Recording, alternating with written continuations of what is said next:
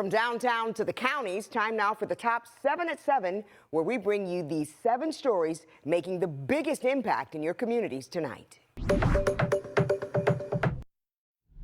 I'm Janae Wright in Canton, and Wednesday, Baltimore City firefighters were battling a 4-alarm fire at Gold Bond Building Products on South Newkirk Street.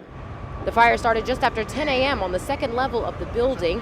Officials say the fire began in an area with an assembly line and appears to be caused by a mechanical process. The fire grew quickly, requiring 24 engines, 10 ladder trucks, and 4 fire boats from Baltimore City and County, Anne Arundel County, and Howard County. Fire City Chief James Wallace says employees tried to put out the fire themselves at first, but it became too much to handle. There have been no injuries to either fire department personnel or to civilians. Kudos to the company. They were able to evacuate a lot of people from this building. And street closures and railroad closures are beginning to reopen throughout the night now that fire crews have left the scene. In Canton, Janae Wright, WMAR 2 News. I'm Blair Sable here in Howard County. If you're a parent here, you know that the redistricting process can be a painful one and all-encompassing. After several months of discussions, there are now several new additions to the proposals on the table, and not all are created equal. Bryant Woods and Centennial Lane Elementary School are both over capacity. But there are plans, including the superintendent's, that wouldn't include changes to Centennial Lane at all. Supporters of those efforts say it's more fiscally responsible and would overall affect the least amount of students. Bryant Woods is critically over capacity. Centennial Lane is still manageable. Let me put it this way. Thanksgiving dinner is coming.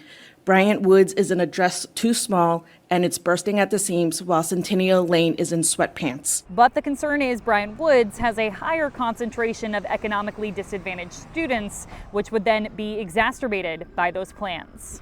The Board of Education is anticipated to take a straw vote on Thursday, with a final one scheduled for next week. In Columbia, Blair Sable, WMAR 2 News. News out of Annapolis says that we might have increased taxes and fees or cuts to services coming up. We watched the Spending Affordability Committee meeting. That way you didn't have to. And it may sound boring, but these meetings allow us to see how the state is doing financially. We found out that the state is projected to be more than $1 billion under budget for the upcoming fiscal year. And what that means is the state has to balance the budget. It's actually required by the state constitution, and the only way to do that for lawmakers with a budget shortfall this big is to either increase tax revenue or cut services across the state. In recent years, this meant paying more for your car registration or tobacco products, and even a new tax on IT services. It also meant cuts to a massive education spending plan. 2026 being an election year complicates the approach. Gathering more money from Maryland's residents or cutting crucial services could be played in attack ads. The state has one more update in December before Governor Wes Moore releases his budget in early January. In Baltimore, Jeff Morgan, WMAR 2 News. I'm Jack Watson at Baltimore Police Headquarters. A viral video is leading to charges, including attempted second-degree murder for a BPD officer. Baltimore City State's Attorney Ivan Bates announced charges for Officer Robert Parks, who turned himself in. Parks is indicted for attempted second-degree murder, plus assault, reckless driving, and misconduct in office. The charges stem from an incident on Wiley Avenue in Park Heights on October 28th. Bates described the aggressive chase seen in the video and said these were the exact charges he'd bring for anyone who acted in that way, civilian or police. The charges brought forward in this indictment reflect the seriousness and dangerous nature of the actions we all witnessed in the viral video of Officer Parks driving his vehicle directly at a civilian while on duty. Parks is suspended without pay, and if he's convicted on all charges, he'd face a max sentence of 65 years in prison. In Baltimore, Jack Watson, WMAR 2 News. Clean energy on what was once a contaminated site.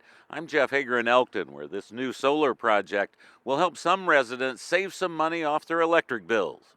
1,500 solar panels now cover much of the land in Elkton, once used for a solvent recycling facility that left behind more than 1,000 drums of hazardous waste when it closed down in the late 80s. Unfit for people to live on, a company named Clean Capital has turned the brownfield into a bright field with the panels which will help 100 families in the area save on their electric bills. Unfortunately, there's brownfields in every corner of every state. The EPA has a list of about 450,000 brownfield sites around the country. We can't do all of them, but a site like this is certainly worth celebrating and something that we certainly worth replicating as well. While this site only produces a single megawatt of power, it brings the company's total solar production in Maryland to 27 megawatts, with plans to add almost 3 times that amount. In Elkton, Jeff Hager, WMAR 2 News. I'm Jeff Morgan in Allegheny County. High water bills are causing people to conserve their water at extreme levels. They're choosing between taking a shower or flushing the toilet and buying groceries or getting medication.